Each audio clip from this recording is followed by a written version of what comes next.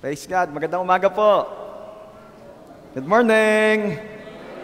Sabihin mo nga din yan sa iyong katabi. Good morning. Yeah. Okay. So bukas po, meron po tayong Ignite. So I inviting everyone to come, to join us.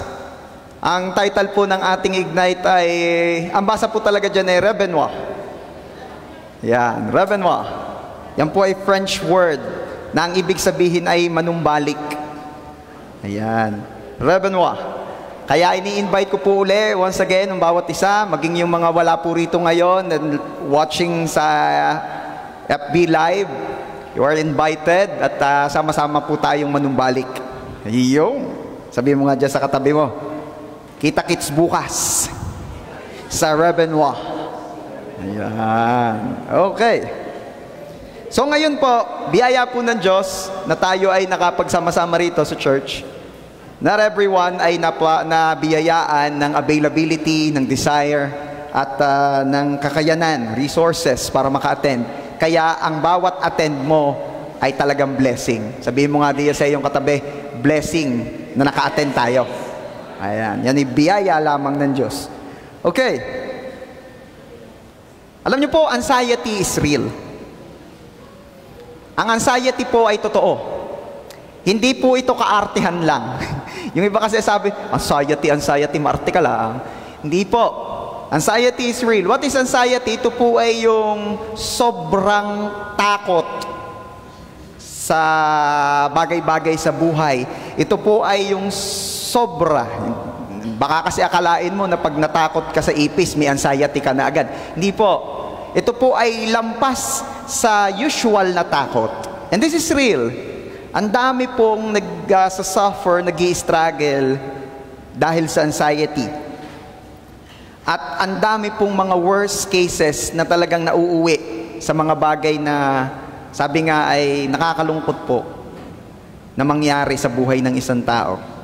Pinaka-worst na ay yung mawalan ng pag-aasa ng dahil sa takot na nararanasan sa bagay-bagay sa buhay to the point na yun nga, hindi na sila makakita ng pag-asa, hindi na sila makakita ng liwanag, and they are the ones who will end up their life.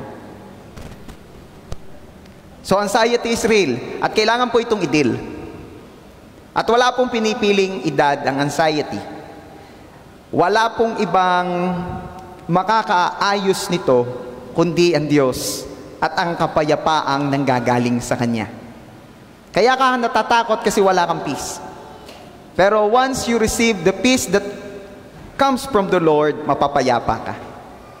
Minsan nag-uusap po si Jesus at ang mga disciples at ito ang isa sa sinabi niya. John chapter 14 verse 27, kapayapaan ang iniiwan ko sa inyo. Ang aking kapayapaan ang ibinibigay ko sa inyo. Parang sounds familiar, ano? Saan ganito natin naririnig? Parang naririnig ko na ito. Ulitin ko ha. Kapayapaan ang iniiwan ko sa inyo. Ang aking kapayapaan ang binibigay ko sa inyo. Hindi ito katulad ng ibinibigay ng sanlibutan. Huwag kayong mabalisa. Huwag kayong matakot. Sabihin mo nga diyan sa iyong katabi, peace be with you. Tapos doon naman sa kabila, and also with you. Sa dami-dami po ng pwedeng iwan ni Jesus, sabi niya doon, kapayapaan ang iniiwan ko sa inyo. Sa dami-rami po ng pwedeng iwan ni Jesus, bakit kaya peace pa? Pwede namang ang iwan sa atin na isang tigigisa tayong bar ng ginto. O kaya ay, ang sasabi ni Jesus ay, kagwapuhan ang iniiwan ko sa inyo. Ay talagang tawa si Voltaire. Sabi ni Voltaire, no need pass. Sobra na. Kung pwede lang ipamigay, ay matagal ko nang naipagpa-plastic aray. Ako talaga matindi ay. Huwag mo aalukin niyang katabi mo at sabihin naman niya sa iyo, ilabis-labis na rin. Sa dami-dami ng pwedeng iwan ni Jesus, bakit kaya peace pa? Okay? Dalawa pong klase ang peace. Isa pong peace from the Lord at isang peace from the world. As mentioned in the verse na ating binasa, ang aking kapayapaan ang ibinibigay ko sa inyo. So that's the first kind of peace, yung galing kay Lord. At ang pangalawang uri po ng kapayapaan ay ito. Hindi ito katulad ng ibinibigay ng sanlibutan. So ibig sabihin, may dalawang klase ng peace, galing kay Lord at galing sa world. Ano ba ang merong galing kay Lord? Ano ba ang meron yung sa galing kay Lord? Siyempre, perfect yan at tunay na peace. At sabi nga ng Bible ay, kapayapaang hindi na maunawaan. Kapayapaang hindi na masukat ng kaisipan. Yung tipong karibok na nasa paligid tapos ikaw ayos lang. Bigyan ko kayo ng maganda example, yung nag-aalala na mga disciples kasi sila ay nasa bangka, lulubog sila, binabagyo sila, but look at Jesus, natutulog. Diba? Kaya mo yun? That is the peace that came from the Lord, that comes from the Lord. Ano naman yung peace na ibinibigay ng sanlibutan? Ang peace po naman ng world, depende sa takbo ng mundo. Okay? So kapag maraming pera, may peace. Hello? Diba? Kapag hindi nagpapangopangontra ng mga ideolohiya at mga paniniwala at kaisipan at teritoryo, may peace. Diba? Pero kapag may isa nang naghagis ng bomba at yay bawian na, wala na. What else? May peace, depende sa good news. Diba? Sino po rito yung masaya siya dahil pababa ng pababa ang presyo ng gasolina at ng krudo? Diba? Biyaya po ng Lord, nakakaranas na uling makapag-full tank. Ay, dati-rati tama na ho ang konti. Ano? Dahil nagmumura na siya. What else? Ang peace po ng world, very temporary, very artificial. Sino po rito yung nakaranas ng magpamasahe sa mga wellness spa? Diba? Yung mamassage ka, lalagyan ka ng mga langis-langis na kung ano-ano, tas amoy nakaka-relax. Diba? Kasarap naman talaga. Sige, dini pa. Ano, sir? Yung soap o medium o yung Hulk smash? Ano yung Hulk smash? yung kay Incredible Hulk, yung gaganyan. Hindi ko kaya yun. At pag talaga naman masarap talaga ultimo mga talampakan mo, ginagayang-gayang pa Kasarap ng pakiramdam. Talaga namang peace. Nakakalimutan mo ang iyong mga isipin. Ari na, pag magbabayad na, nawala na uli yung peace. Diba? Ari nga pala po, sir, ang bill. Ari po, sir, ang babayaran. Nawala na uli ang kapayapaan ko. Kanina mapayapa pa ako Very temporary, very artificial. Okay? Yun po ang ino-offer ng world. Ika nga ay parang tranquilizer, pampakalma lang. Parang for this moment lamang, tas paggising mo, balik na uli sa truth, balik na uli sa reality. Wala na uli. Ang bunga po kasi ng walang peace ay anxiety. Ang bunga po kasi ng walang peace ay pagkabalisa, pagkabagabag, takot. Pero ano po ang sinasabi ni Jesus? Huwag kayong mabalisa, huwag kayong matakot. So ngayon pong umaga, biyaya po ni Lord, hayaan niyo pong ma-share ko sa inyo at mapag-usapan natin.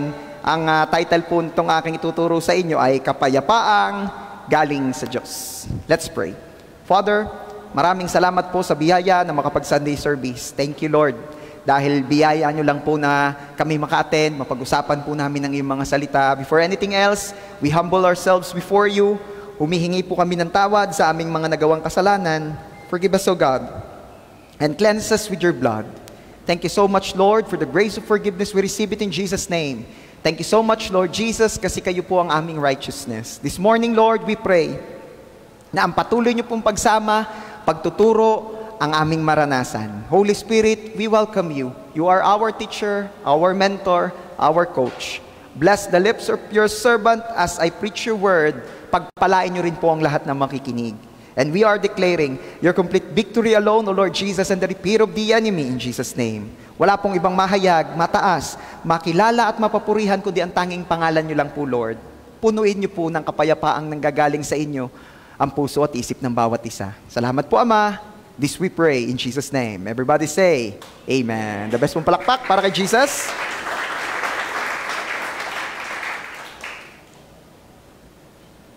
Nahahati po sa dalawang parts itong ating pag-uusapan. And hopefully, matapos po natin lahat. Kung hindi man, edi yung second part ay sa next Sunday. Pero ang first part muna po ang ating pag-usapan. The question is, bakit nawawala ang kapayapaan? Ba't nawawala yung peace natin? Sino garito yung gustong nawawalan siya ng peace of mind and heart? Kahirap naman ng gayon. Anxiety attack na ang sunod dyan. Pero bakit nga ba? Pag-usapan natin, ba't nga ba nawawala ang kapayapaan? So coming from the story in the Bible, kukuha tayo ng mga aral and let's discover together bakit nawawala ang peace. Unang nakita ko po riyan dahil di nauunawaan na walang exempted. Sabihin mo nga dyan sa katabi mo, walang exempted. Mahilig tayo sa mga exemption, di ba? Sino po yung mga exempted sa exam? Yun naman, nakaranas exempt sa exam. Dahil varsity. Pero hindi ka exempted sa pagkabagok, hindi ka exempted sa pagka-subsob, hindi ka exempted sa training. So hindi pa rin exempted. Okay? Sino naman po rito yung mga exempted ka na sa mga bayarin? Pastor, meron bang ganun? Hindi ko alam. Parang wala naman yata exempted sa bayarin. Gusto natin ma-exempt tayo. Gusto natin yan. Pero alam niyo po ba na pagdating po sa pagsubok o problema sa buhay, walang exempted? Sabi po sa Mark chapter 4 verse 36, ito po ay nung time na sina Jesus po ay sumakay sa bangka upang maglayag, tas inabot po sila ng bagyo sa kalagitnaan. Sabi po roon, kaya't iniwan nila ang mga tao at sumakay sila sa bangkang sinasakyan ni Jesus upang tumawid ng lawa. May iba pang mga bangkang nakisabay sa kanila. Everybody say, may mga iba pang bangka. Okay, verse 37. Habang naglalayag, inabot sila ng malakas na bagyo. Kaya't ang bangkang sinasakyan nila ay hinampas ng malalaking alon at ito'y halos mapuno na ng mga tubig. Ayan. Ano napansin natin doon? Pwede naman sigurong isipin ng mga disciples na exempted na tayo sa bagyo, bagyuhin man, at yung mga kasabay na lang natin na bangka ang babagyuhin doon dahil kasama naman natin si Jesus. Sabi mga dyan sa katabi mo, exempted sana kasi kasama naman si Jesus. Pero mapapansin po natin na ang ini-highlight po mismo ng Bible na hinahampas ng malalaking alon at halos mapuno ng tubig ay walang iba kundi ang bangka nila. Bangka na sinasakyan ng mga disipulo kasama si Jesus. Pwede namang yun na lang mga hindi kasama ni Jesus ang bagyuhin. O sa ating buhay ngayon, kung i-apply natin, pwede naman siguro nga magka-problema na lang ay yung mga walang relationship kay Jesus. Pero bakit mapapansin natin na kahit yung bangkang sinasakyan ng mga disipulo, kasama na mismo si Jesus, ay binabagyo rin. Sabi mo nga dyan sa katabi mo, kasi nga walang exempted. Nung tinanggap mo si Jesus as your Lord and Savior, hindi po nangako ang Diyos sa iyo ng smooth sailing na buhay. Nung tinanggap natin si Jesus as our Lord and Savior, hindi po siya nangako ng bedo process. Pero ang ipinangako ng Panginoon, I will be with you. I will never leave you, nor forsake you. Ang ibig sabihin nun, in good times and in bad times, kasama mo ko. Pero hindi ako nangangako na kapag kasama mo ko, laging good times. Pero may ipangako ko sa iyo, even in bad times, andun ako. Are you there? What else? Sa Matthew 14:24 naman, yung version po ni Matthew nung binabagyo ang mga disipulo sa gitna ng lawa. Sabi roon, samantala, nasa laot na noon ang bangka at sinasalpok ng mga alon sapagkat pasalungat sa hangin. Everybody say, pasalungat sa hangin. Another thing na gusto ko makita ninyo rito, bakit hindi tayo ma-exempt sa mga pagsubok at problema ng buhay? Kasi para tayong yung bangka na nakasalungat sa hangin. Sino po rito naka-attend ng youth gig? Taas ang kamay. Iyon naman. Narinig ninyo ang shinare ni Reverend ni John Kenneth. Diba? Na ano raw, wag daw makiayon sa takbo ng mundo. Kaya kung ang bilin po ni Paul in the book of Romans, chapter 12, na wag tayong makiayon sa alon ng buhay ng mundo, wag tayong makiayon sa style ng mundo. Kung hindi ka umaayon sa alon, ano ka? Nakasalungat ka. So para kang yung bangka. Okay? Para kang yung bangka in Matthew 14:24 na nakalagay doon, sinasalpok ng mga alon sapagkat pasalungat sa hangin. Kristiyano, napapansin mo, no? The moment you accepted Jesus as your Lord and Savior, ba't parang dumami lalo ata ang mga against sa akin? Hindi naman nila lahat, pero ang dami. Tapos parang medyo hindi yata smooth sailing ang alon ng buhay ko. Kasi nga, salungat ka na sa hangin. Pasalungat ka na sa alon. Hindi ka na umaayon sa takbo ng mundo. Na kung dati-rate, ayon na ayon ka sa takbo ng mundo, kahit anong ialok at iabot ng mga tropa mo, abot mo, alok-kuha mo. Kain mo, subo mo, inom mo. Diba? Bahala ka na kung anong iniaabot sa'yo. Kaya smooth sailing, dami mong tropa. Okay? But the moment you accepted Jesus, at nagkaroon ka na ng paninindigan that this body is the temple of the Holy Spirit, kaya hindi ko ito ipupulyot, hindi ko ito i-abuse, natuto kang tumanggi. Natuto kang mag-no. Natuto kang thank you. Thank you, pare. Salamat, salamat. Alam ko namang yan inyong kabutihan, yan act of goodness ninyo, nag-aalok kayo. Pero, thank you. Bakit? Nag-iba ka na talaga. Tingnan mo nga yung katabi mo kung mukhang nag-iba na. O mukhang may iba na. Oy! Mais ka! Sabi nung, meron ako nakakita ang katabi, kapatid ng girlfriend. Sabi, oy, mais ka! Okay. Kaya mapapansin mo na talagang maalon din madalas ang buhay ng Kristiyano. Hello? Oo nga't sabi ng lumang kanta, ang buhay ng Kristiyano ay masayang tunay. Diba?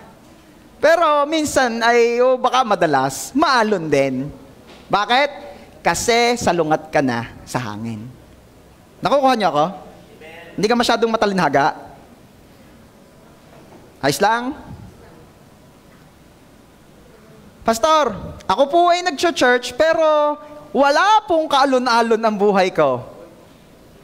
Baka naman hindi ka sumasalungat. Baka naman dalan-dala ka pa rin sa alon. Sabi mo nga dyan sa katabi mo, minsan, pag hindi na maalon, baka nagpapadala ka na.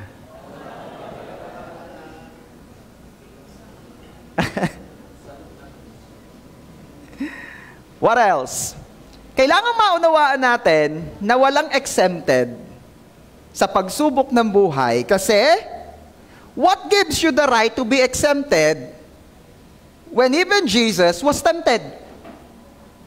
Ano ang karapatan natin na maging exempted sa mga pagsubok ng buhay samantalang si Jesus ay sinubok din? Di ba? Kung si Jesus mismo ay Diyos, ay sinubok din, alam nga namang ikaw ay hindi. Ano pa? At lahat ay nakakaranas ng pagsubok o bagyo sa buhay. Sabi po ni Paul in 1 Corinthians chapter 10 verse 13, wala pang pagsubok na dumating sa inyo na hindi nararanasan ng ibang tao. So wala na palang bago, kaya nga pala wala daw bago under the sun. Lahat ng pagsubok na iyong nararanasan, naranasan na rin yan ng iba. O kung naranasan na rin ng iba, tas nararanasan ko rin at mararanasan pa ng iba, ano ibig sabihin nun? Walang exempted. Lahat ay susubukin. So, kailangan mong maunawaan na minsan kaya nawawala ang kapayapaan kasi we expect too much. Akala natin exempted na tayo sa pagsubok. Walang exempted. What else? Pangalawang dahilan na nakikita ko kung bakit nawawala ang kapayapaan ng isang tao ay dahil nataranta. Sabi mo nga dyan sa katabi mo, nataranta. Yan talaga yun eh. Yan ang lyrics nun eh. Akala nyo wala lyrics, no? O sa kabila naman sabi mo, nataranta. Matthew 14:25. Nang madaling araw na sumunod sa kanila si Jesus na naglalakad sa ibabaw ng tubig, alang-alang ka namang hindi mataranta. Puyat na puyat ka at madaling araw, tapos makikita mo, minalakad sa tubig. Sabi mo nga diyan sa iyong katabi, nakakita ka na ganun nalakad sa tubig? Wala pa po ako nakikita niyan. Inilista sa tubig. Yan. Marami ho akong kilalang gayaan. Inilista na sa tubig. Yung ang tanong yung utang mo, ibibigay ko na ba o babayaran mo pa? Pambihirang tanong niyan. Okay. Nang madaling araw na sumunod sa kanila si Jesus na naglalakad sa ibabaw ng tubig. Verse 26. Kinilabutan sa takot ang mga alagad nang makita nilang may lumalakad sa ibabaw ng tubig. Multo! Sigaw nila. Isa pang dahilan kung bakit nawawala ang kapayapaan ay dahil nataranta. Pagkataranta. Sabihin mo nga, pagkataranta.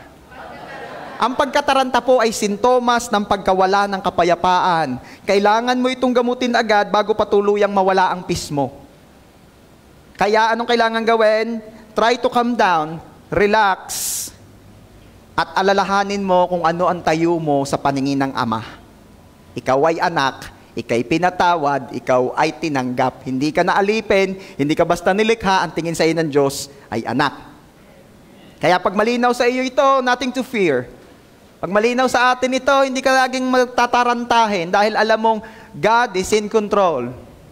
Pag ako may mga nararanasan sa buhay ko personally na sabi ko nga ay beyond my capacity, beyond my control, ay talagang ang laging nagpe-play na kanta sa utak ko ay, you are on your throne, you are God alone. Ano ibig sabihin ng you are on your throne? Si Lord ay nananatiling nasa trono niya, ano man ang sitwasyon mo. Ibig sabihin, nananatili siyang in control.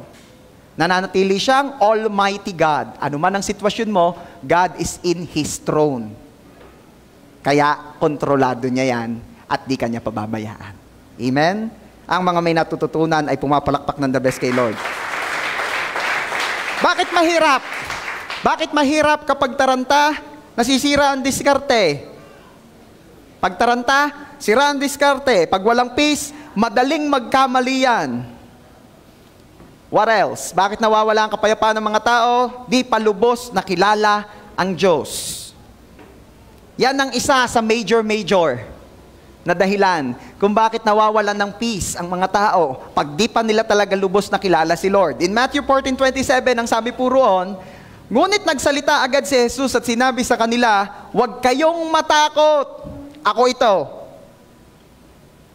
Ba't sila natakot? Kasi hindi nila nakilala agad na yung pala si Jesus, hindi nila kilala si Jesus. Tingnan mo yung iyong katabi. Most likely yan ay kilala mo na talaga kaya katabi mo. At naniniwala ako, naroon pa yan sa tapat ng Mormon, kilala mo na. Hello?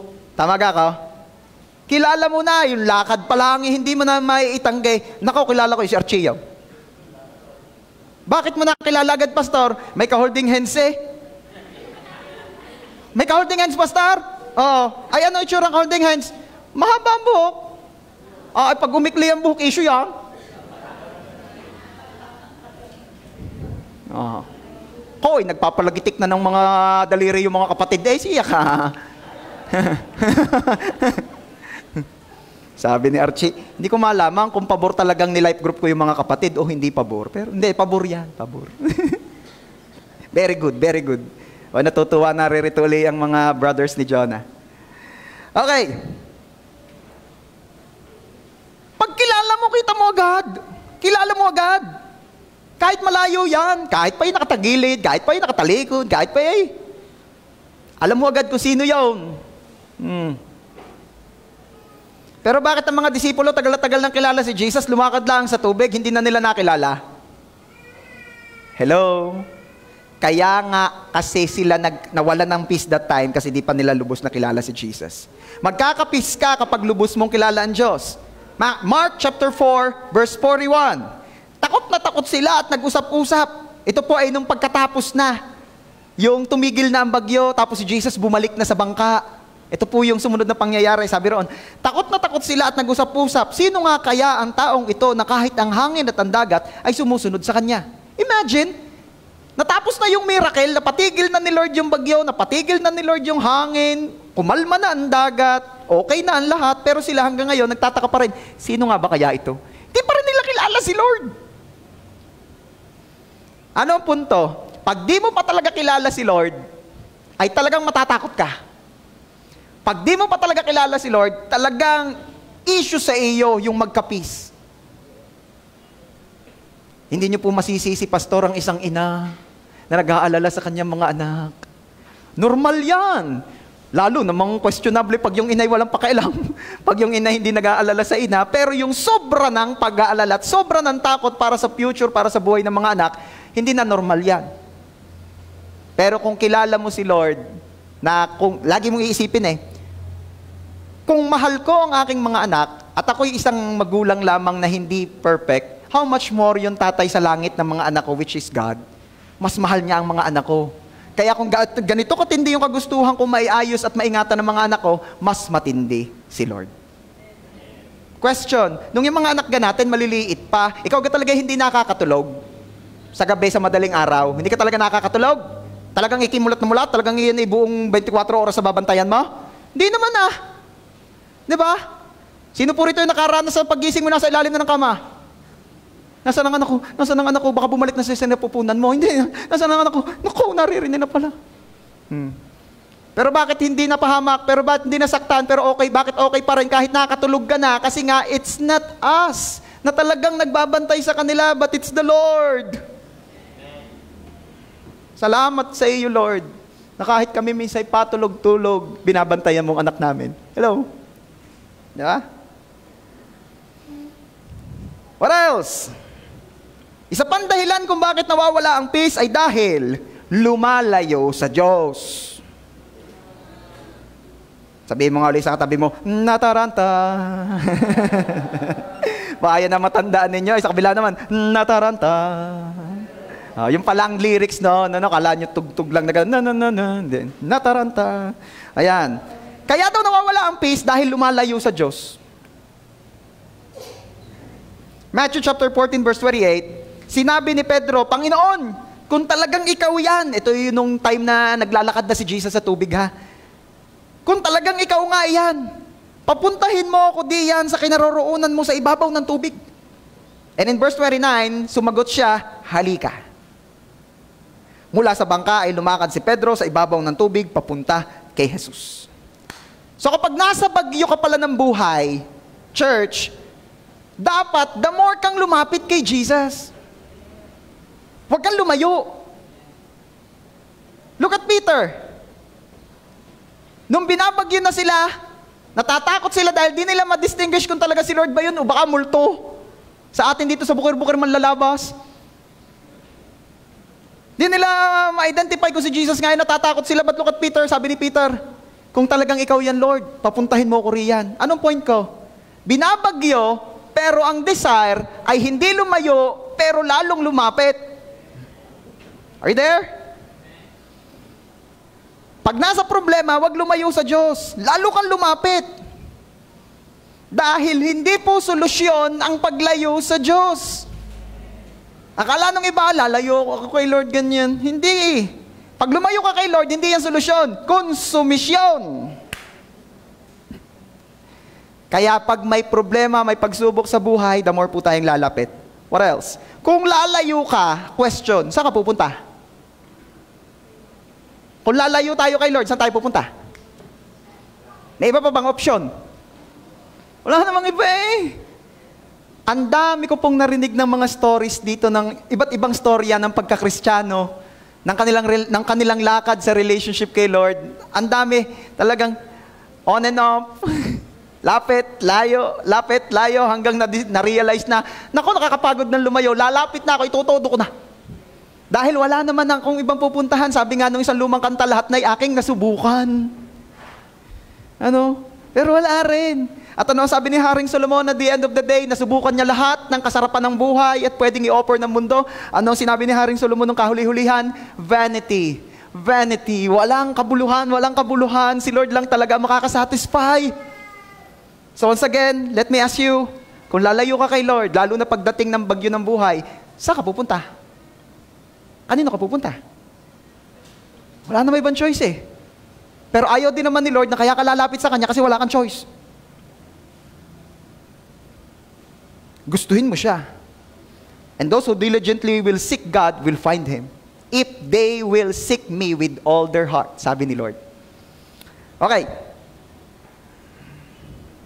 Ano pa ang makikita natin diyan? Huwag kang kikilos nang walang sinasabi ang Diyos sa iyo. Ulitin natin sabi ni Peter, Lord, kung talagang kayo yan, palapitin niyo po ako dyan. Ano sabi ni Jesus? Halika.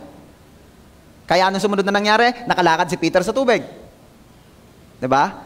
Pero naniniwala po ako kung walang halika, mahirap yun. Babanat ka lang. Wala namang pasabi. Babanat ka.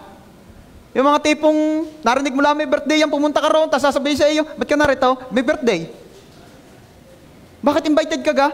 Ba't kailangan ba imbitahan? Di ba may birthday? Natural kainan? Sino life group leader niyan? Lagi yun ang tanong agad Okay. Gayon din po kay Lord. Pag walang sinabi si Lord sa iyo, huwag mong gagawin. Wag namang extreme. Baka naman yung isa, sasabihin ng isa, sabi na kaya nga ako hindi naligo kanina wala man sinabi si Lord Naghanap ka pa talaga sa Bible ng verse, nung sinabi ni Lord maligo. Wala naman, di wala. Hindi po yun na ibig ko sabihin. Ito ang punto ko. Hindi sinabi ni Lord na lumayo ka pag may problema. Ba't nalayo ka? Hindi sinabi ni Lord na magpakalayo-layo ka kapag nasa bagyo ka ng buhay. Kaya kapag walang sinasabi si Lord sa iyo, huwag mong gagawin. Hindi po sinabi ng Diyos na lumayo tayo pag may problema tayo sa buhay, the more tayong lumapit. Amen? Sabihin mo nga dyan sa katabi mo, partner. Pag nasa bagyo, lalong lumapit kay Kristo. Amen? Pumalakpak nga ang lalapit lalo kay Kristo. Praise God. Isa pang dahilan kung bakit nawawala ang kapayapaan ay nawala ang focus. Focus muna mawawala bago ang peace. Sinisigurado ko sa inyo church, pag nawala ang focus mo kay Jesus, mawawala ang peace. Matthew 14:30. Ngunit nang mapansin niya na malakas ang hangin, ito si Peter, habang naglalakad siya sa tubig. Ngunit napansin niya na malakas ang hangin. Napansin niya daw ay malakas na hangin. Ibig sabihin ko, napansin niya yung malakas na hangin na wala ang focus kay Jesus. Siya ay natakot at nagsimulang lumubog. Panginoon, sagupin ninyo ako! Sigaw niya. Church, mananatili ka sa himala pag hindi nawala ang focus mo kay Jesus. Look at Peter. Nakalakad siya sa tubig nung siya ay nakapokus kay Jesus. Pero nakita natin dito sa verse, nung napansin, simula nung mapansin niya ang malakas na hangin, ibig sabihin minapansin na iba hindi nakapokus. Okay? Kaya kapag yung boyfriend mo, gandang-ganda sa iba, kabahan ka na. Okay? O kaya yung girlfriend mo, pugim-pugi sa iba, tay muna. Kausapin mong maayos. I learned my lesson dyan Ako naman, walang kaiba-ibang intensyon. Ay nakita ko si Megan Yang at saka si, ano nga pangalan ng kapatid nun? Si Lauren Yang sa hypermarket sa may show, sa Mandaluyong. Nakita ko, di ako yung starstruck. Nakakita ang artista Ganun taga Booker. Nakakita artista. Sinusundan ko pa sa pila. Pero nakatiis ako. Hindi ako nagpa-picture. Hindi ako yung mga kasama ko yung nagpa-picture Hindi ko napapangalanan. Mga makilala nyo pa. Pero hindi naman yung recent. Matagal na yon. Ay di sa tuwa ko, naikwento ko kay Erlene. Nanoon ni girlfriend ko pa. Ewan ko, hindi ko seryoso. Hindi ko sigurado kung girlfriend pa o asawa ko na. Girlfriend pa malamang. Babago ako nun sa Mandaluyong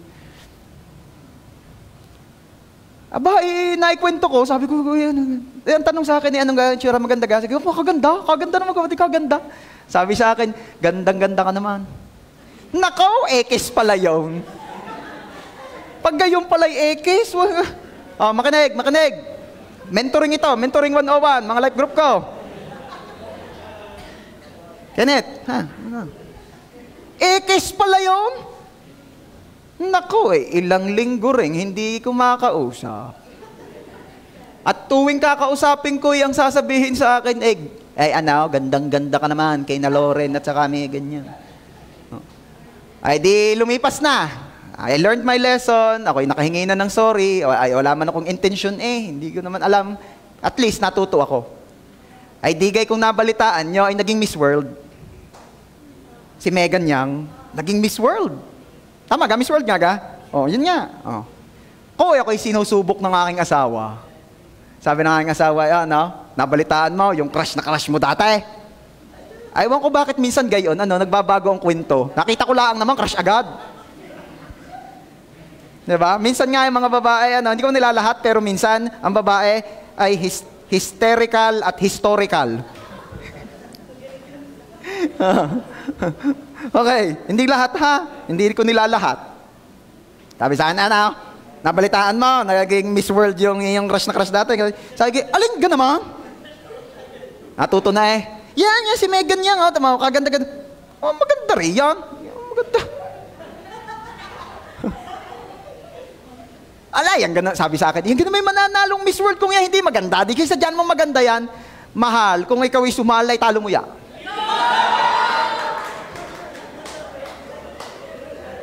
Natuto na marunong na sumagot. Ah. Sabi kasi sa Psalm 23, the Lord is my shepherd. He leads me to the right path. Di nailigtas sa tiyak na kapahamakan. Alam mo na, Fates, ha? Nawala ang focus. Pati ako'y nawala sa focus, tinuturo ko na. Nawala sa focus. Kaya nawawala ng peace pag nawala ang focus, like what happened to Peter. Mananatili ka sa himala ni Lord pag hindi nawala ang focus mo kay Jesus. Nawawala ang kapayapaan pag nawala ang focus. Kaya, paalala lang po, pag napopokus ka na sa tao, sa nangyayari, sa mga sitwasyon, napopokus ka na sa laman ng bigasan, sa laman ng rep, sa laman ng wallet, pag napopokus ka na sa mga biniaabot na resibo, bayarin and bills, ay talagang mababagabag ka. Mawawalan ka ng kapayapaan. Ang problema po sa nababagabag, nag-aalala, hindi na niya marinig ang boses ni Lord dahil sa taranta. Ang naririnig na niya yung boses ng asawang nagsasabi, magbabayad na naman ako. Hindi na marinig ang boses ni Lord. May sasabihin po ako sa inyo, church, walang dapat ikataranta. Pagdating ng problema, ililigtas ka ni Lord. Lagi. Kaya focus ka lang kay Jesus. In Matthew chapter 14:31, ito po yung kasunod ng verse 30. Ano nga po walang nangyari doon? Ngunit nang mapansin niya na malakas ang hangin, siya natakot na nagsimula lumubog. Panginoon, sagapin ninyo ako, sigaw ni Peter. And in verse 31, ang sabi roon, agad siyang hinawakan ni Jesus. Everybody say, agad hinawakan. Sa ibang version, agad tinulungan. Kaya pala ang sabi ng Bible, just call upon the name of the Lord and you will be saved. Kaya pala ang sinasabi ni Lord sa atin, humingi ka lang ng tulong at ikay tutulungan. Minsan nagtataka at nagtatanong pa tayo Pag ako kaya gay nagigipit nga, pag ako kaya ng mga problema, mga tutulungan nga kaya ako ni Lord. Sa tao, mag-alala ka. Pag sa tao, mapapaisip ka talaga, wala ka kasiguraduhan. Pero kay Lord, sigurado. Pastor, humingi ako ng tulong, ba't di ako tinulungan? Baka kasi ibang klaseng tulong ang ine-expect mo at ibang klase naman tulong ang pinadala ni Lord sa iyo. Tulong na talagang yun ang kailangan mo. Hello? Yung gipit na po ako, kailangan ko ng pera, wala naman dumating na pera Pero binigyan ka ni Lord ng lakas ng loob na pagtagumpayan yung kalalagayan mo kahit wala kang pera. Nalulungkot po ako kasi yung tropa ko nung elementary, klase ko po yun, grade 3, grade 4, grade 5, grade 6. Kilala ko talaga, tropa ko talaga, and hopefully makapunta ako. Nakakalungkot po, hindi ko alam kung anong pinagdaanan niya, pero mukhang matindi daw talaga. Nag-suicide siya. Ka-age ko lang yun. 24. Grabe kayo, malungkot na nga yung kinukwento ko sa inyo, tumatawa pa kayo. Hindi, 34. 10 years ago yun, 24. Okay. Ano punto ko? Ba't ko yung binabanggit sa inyo? Nakakalungkot naman talaga. Di niya kinaya. Di niya kinaya. Kaya ako naniniwala na kahit humingi ka halimbawa ng tulong kay Lord at ang hinihingi mo ay pera at hindi pera ang dumating, wag mong isiping hindi ka tinulungan ni Lord. Kasi kung hindi ka pa nagpakamatay, kung buhay ka pa, kung naka-survive ka pa, yun ang tulong na pinadala ni Lord sa'yo.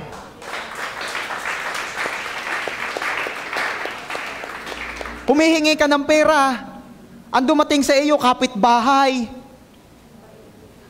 Tapos sabi mo, paano magiging pagpapala? Kumuwento na lang, wala lang katapusan ng kwento. Abay, di nalibang ka, nahimasmasang ka, ay hawak mo na ang lubid hinihimas-himas mo na, tinitisting mo na, kung matibay nga.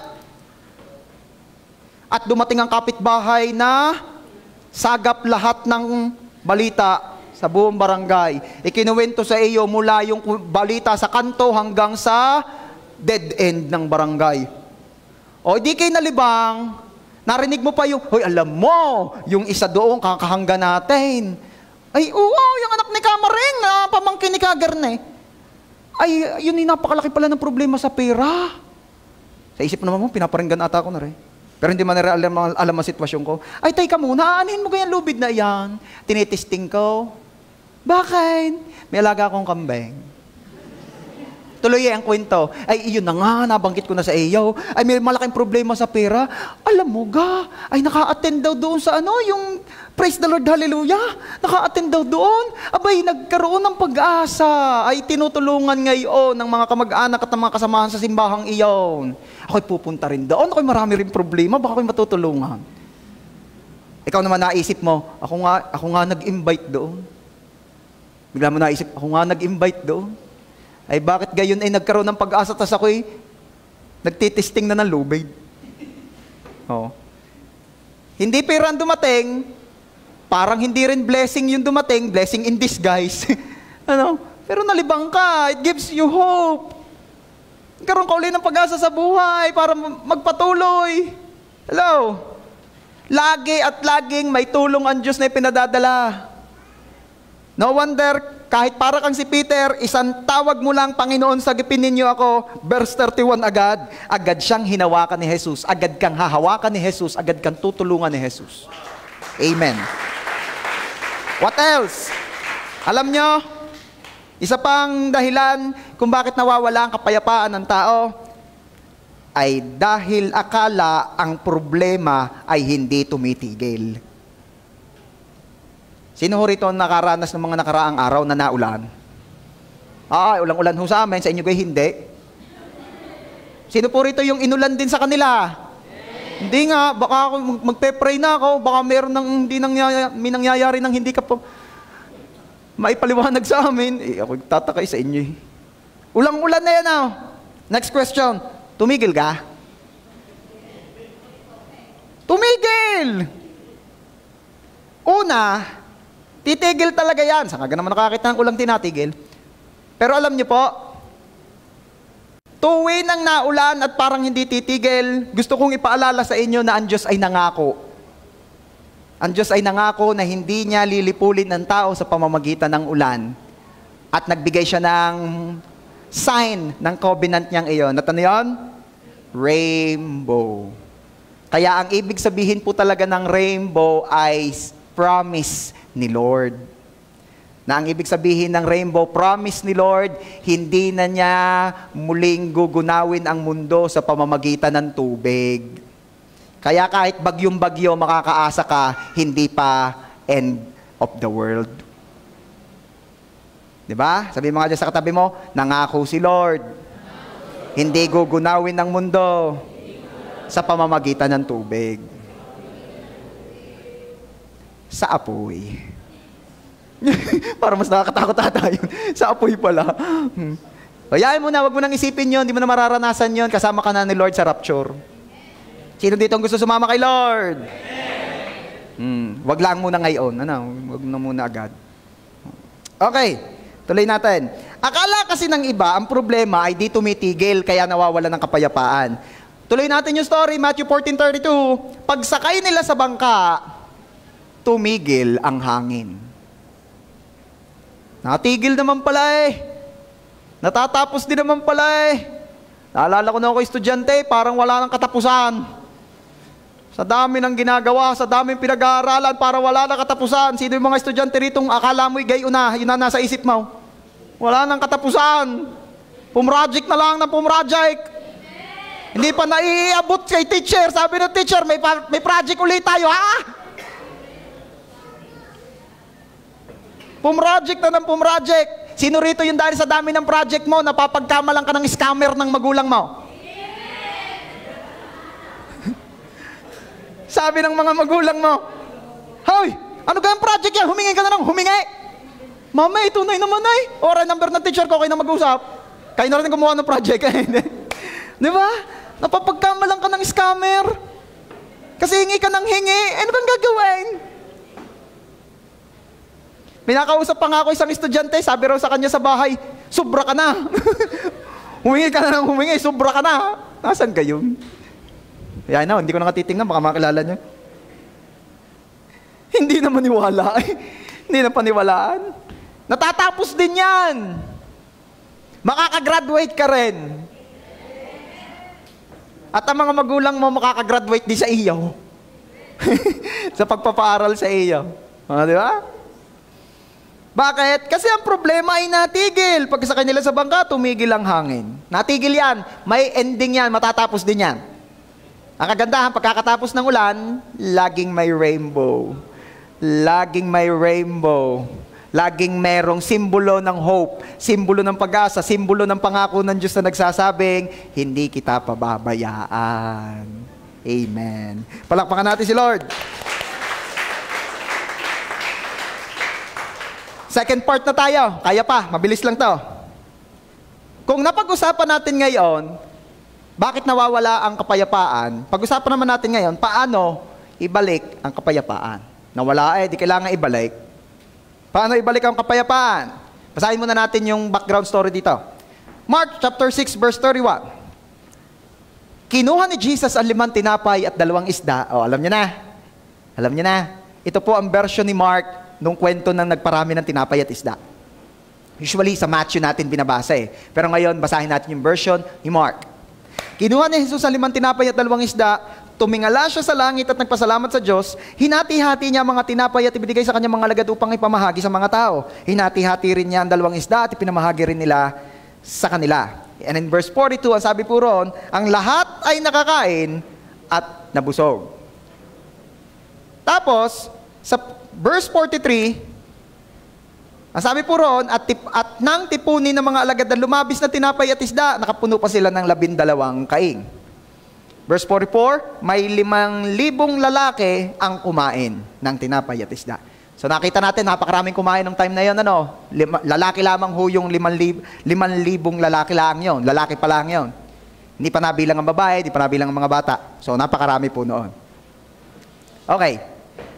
Lockdown tayo. Verse 51 na tayo. Verse 51, sumakay siya sa bangka at pumayapa ang hangin.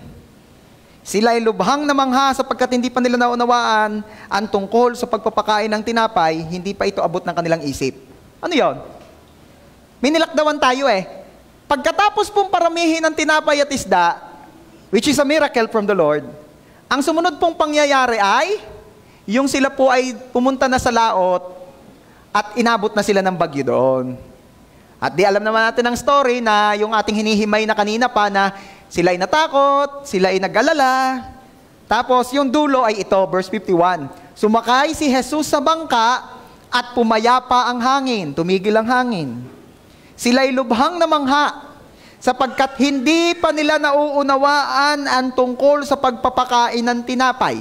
Hindi pa ito abot ng kanilang isip. Ano ibig sabihin? Hindi nila napansin, hindi nila naunawaan na naparami ni Jesus ang tinapay at isda, katatapos lang ng isang himala. Tapos hindi sila nakapanampalatayang iingatan sila ni Lord, kaya sila'y natakot at nag-alala. So, kung gusto ng peace, unawain ang tungkol sa tinapay. Okay? Ano ang meron sa tinapay? Number 1, na si Jesus ay may kapangyarihan sa law of nature. Babalik ang peace sa iyo kapag naalala mo, naunawaan mo na si Lord ay may kapangyarihan sa law of nature. Verse 41, Mark chapter 6 verse 41, kinuha ni Jesus ang 5 tinapay, 2 isda, tumingala siya sa langit, nagpasalamat sa Diyos, hinati-hati, you know the story, pinarami ni Lord ang tinapay at isda. How come na napakain ang more than 5,000 na tao sa pamamagitan lamang ng 5 tinapay at 2 isda? Ay nagpasaing nga ako ng 5 pirasong tulingan na gayang kalalaki. Hindi pa umabot na maghapon sa amin. 5 yaon. Ilan daw ang tinapay din ang isda din 2 laang. Paanong napakain na mahigit 5,000? So, there is something extraordinary here. Bakit? Kasi sa law of nature, isang tinapay, isang isda ay para sa isang tao lamang. Pero how come na itong unting ito ng pagkain na parami ang napakarami? Kasi nga, ang Diyos ay hindi sakop or under ng law of nature. Yan sabihin ako sa inyo, tiyak babalik ang peace mo. Pinadami ni Lord ang tinapay at isda. Pinatigil ni Lord ang bagyo. Binuhay niya ang patay. Siya ay namatay at muling nabuhay. Pag naunawaan mo ito, that your God is the Almighty God, the God who can do all things, magkakapis ka.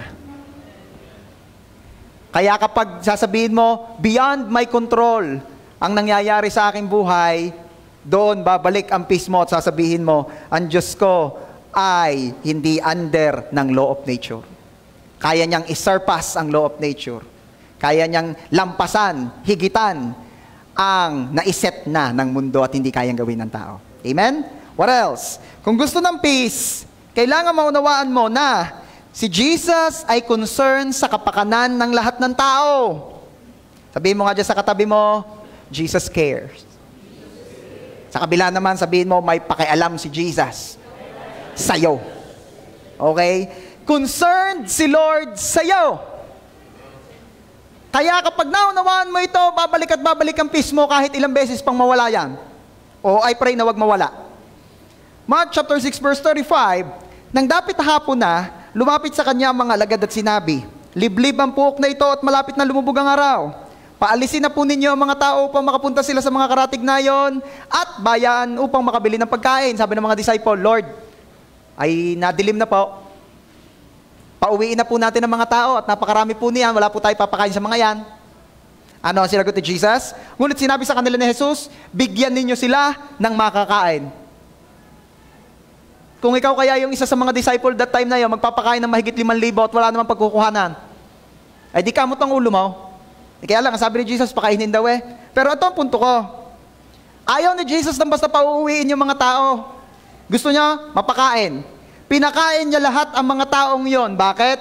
Dahil concerned siya. Sabi mo nga dyan sa katabi mo, ayaw ni Lord. At hindi hahayaan ni Lord na ikaw ay magutom, na ang pamilya mo ay magutom, dahil concerned siya sa'yo. Kaya walang Kristiyanong nagugutom. Meron Kristiyano nananaba, pero walang Kristiyanong nagugutom. Sorry for the word ha, masyado yatang vulgar yung word ko. Ano? Sabi mo nga dyan sa katabi mo, walang nagugutom na anak ni Lord. Maya't maya gutom, pero hindi magkukulang, hindi pababayaan. May tatay ka sa langit. Paano yung mga anak ko? Ay, tatay ka lang niya sa lupa, pero ang tatay talaga niya sa langit, si Lord. Kaya kung ikaw, doing your best to provide for your family, ay how much more si Lord? Kung concerned ka sa iyong pamilya, mas concerned si Lord sa pamilya mo. Kaya nothing to fear, nothing to worry in life. Okay? Bakit? May pakialaman Diyos sa iyo. Concerned siya sa kapakanan ng lahat ng tao. What else? Mark chapter 6 verse 39. Iniutos ni Jesus sa mga alagad na paupuin ng pangkat-pangkat ang mga tao sa damuhan. Everybody say, sa damuhan. Pinaupo, hindi pinatayo. Concerned eh. Sino rito yung ayaw mo nung katagal-tagal ka nakatayo? Diba? Kaya ang turo ko sa mga taga-worship team, pagkatapos mong kumanta, sabihin mo, makakaupo na po tayo. Kasi nga ang tao, gusto natin maupo. Minsan nga, hindi pa tayo pinaupo, upong-upo ka na. Diba? At pag pinaupo ka, ibig sabihin concerned sa iyo yung tao. And look at Jesus. Sabi ni Jesus, paupuin daw ang mga tao. At hindi sa bato, kundi sa damo. Sabi mo nga dyan sa katabi mo, sa damo pinaupo. Aba, ay concerned. Isipin mong talagang doon sa spot na madamo, pinatigil ni Jesus ang mga tao at doon pinaupo. Eh kung hindi ka concerned, bahala ka na, sumalampa ka na rin, bahala ka ng guyamin. Hindi eh, sa damuhan pinaupo. At hindi basta pinaupo, pinakain pa. Okay? Magkakapis ka pag alam mong concerned si Lord sa'yo. Sabihin mo nga sa sarili mo, concerned si Lord sa akin. Isa pa, yung ikaw talaga'y convinced, concerned si Lord sa akin. Ay, believe me, magkakapis ka pag gayaan. Lastly, number 3, kailangan mong maunawaan para bumalik ang peace. Kailangan mong maunawaan na si Jesus ay ayaw ng may nasasayang. And I will end up with this. Ayaw ni Jesus na may nasasayang. In John, ito naman, version ni John ng pagpaparami ng tinapay at isda. Okay? Yung ending na po ito. In John chapter 6 verse 12, sabi puro ni Jesus, sabi po ron, nang makakain na mga tao, sinabi ni Jesus sa mga alagad, ipunin ninyo ang lumabis ng di masayang. Imagine yun, daming pinakain ni Lord, may lumabis pa. Pero hindi yun ang aking bibigyan ng diin dito. Ang gusto ko bigyan ng diin dito, pinapaipon ni Lord ang mga lumabis para daw, hindi masayang. Ayaw ni Lord ng may nasasayang. Ayaw ni Lord ng may napapabayaan. Hello? Napaka-interested ni Lord sa bawat details ng buhay mo. Concerned si Lord sa bawat detalye ng buhay mo. Interesado si Lord sa iyo. Sino po rito bukod kay Lord ang alam ang bilang ng buhok mo? Mga nanay, alam niyo po ba kung ilan ang bilang ng buhok ng mga anak niyo? Kayo ang mga nanay niyan. Aba naman, dapat alam niyo yan, Sister Los. Ilan ang buhok ng mga apo niyo? Aba, apo niyo yan eh. Dapat alam niyo. Ano kayo? Pits, kung mahal mo talaga si Glupe, ilang buhok ni Glupe? Yan sabi na eh, kausapin mo yan. Glupe, kausapin mo yan. Papamaya, ano? Huwag niyo ako tatanungin kung ilan ang buhok ng asawa ko. Kidding aside, pero sino lamang talaga ang nakakaalam ng bilang ng buhok natin? Sabi nung isa, Pastor, yung mama mo, alam kung ilan ang buhok ng kanyang asawa. Aba, hindi rin. Dahil nasibol pa naman yan eh. Madami pa rin yan. Si Lord lang po talaga ang nakakaalam. Bakit? Kasi kung merong pinaka-concerned dito sa iyo, si Lord lang. Sabi mo nga dyan sa katabi mo, partner, si Lord lang ang pinaka-concerned sa iyo. No? Kakatuwang tingnan eh, ang magkakatabi eh, mga mag-boyfriend, girlfriend, ay talagang aminado eh. Sa buhok pa lang, nagkatalo na eh, ano? Na talagang wala nang hihigit pa kay Lord sa pagmamahal at concern sa atin. Even your closest loved ones will fail. Ay, ang tindi-tindi. Ang sarap talaga na may relationship kay Lord. Yan yung mga may relationship kay Lord, pumulakpak ng the best sa Kanya. Every details of your life, alam ni Lord. Every details of your life, whether good or bad, He will use it for your good. Kasi ayaw nga niyang may nasasayang. At may pabaon ako sa inyo. Tanong, paano ka pababayaan ng isang Diyos na interesado sa bawat detalye ng buhay mo? How come na may isang Diyos na very interested in every details of your life, tapos pababayaan ka? Parang hindi ata magkatugma yun. Okay? And what else? Last na po ito. Gusto ko ring maunawaan nyo, matandaan ninyo. Ayaw ni Jesus na may masayang na isda at tinapay. Kaya't sa Kanya, di masasayang ang iyong buhay. Amen? Nang hinaya nga, sige, palakpakan mo muna si Lord. Church, nang hihinayang nga sa tinapay at isda, sa buhay mo pa ganaman. Nang hihinayang nga sa isda at tinapay, sa buhay mo pa ganaman. Kaya lahat ng buhay na i-offer at iaalay kay Lord, lahat ng buhay na yan ay hindi masasayang. Basta dapat ay in Christ. Okay? Pastor, wala po ba talagang buhay na masasayang? Yes, if you are in Christ. Pero kung wala ka kay Kristo, at ikaw pa rin na nagdidesisyon sa buhay mo, aba, baka magdesisyon ka rin sayangin ang buhay mo. Pero if you are in Christ, kung tinanggap mo si Jesus as your Lord and Savior, believe me, kung yung isda at tinapay ayaw masayang ni Jesus, buhay mo pa baga sayangin niya. So once again, ayaw ni Jesus na may masayang na isda at tinapay, kaya't sa Kanya di masasayang ang iyong buhay. Amen. Church, we will end up with this, nawala ang peace ng mga disipulo dahil maraming bagay silang hindi naalala. Ano yan? Ang dami nilang di naalala at isa na rito yung during the time na nasa bangka sila at binabagyo, kasama nila si Jesus. So, church, ano man ang pinagdaraanan mong sitwasyon ngayon, binabagyo ka man, o kung ano man bagay ang nangyayari sa iyong buhay, problema man yan, testing or pagsubok. Church, always remember that God is with us. That God is with you. That God is with you. And if God is with you, who can be against you? If God is for you, who can be against you? Greater is He who is in you than he who is in this world. Kaya, keep up that faith, faith. At church, let that peace that comes from the Lord overwhelm your heart. Let that peace that comes from the Lord ang manatili sa puso mo. So once again, peace be with you. Amen. Palakpakan natin si Jesus. Let's pray. Let me pray for you. Father, we thank you for this wonderful day. We thank you for that wonderful message na hinayaan niyo pong mapag-usapan namin, marinig namin ngayong umaga.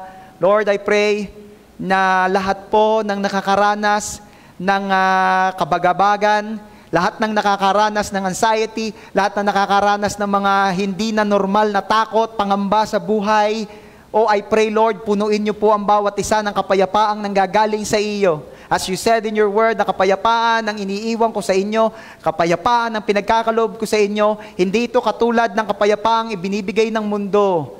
Salamat, Lord, dahil ang peace na ibinibigay mo sa amin ay peace na nananatili. Peace na hindi naaapektuhan na nangyayari sa aming paligid. Peace na hindi sakop ng law of nature. Thank you because you said in your word na ang peace na ipinagkakaloob niyo po sa amin ay peace na hindi kayang ipaliwanag ng aming isip.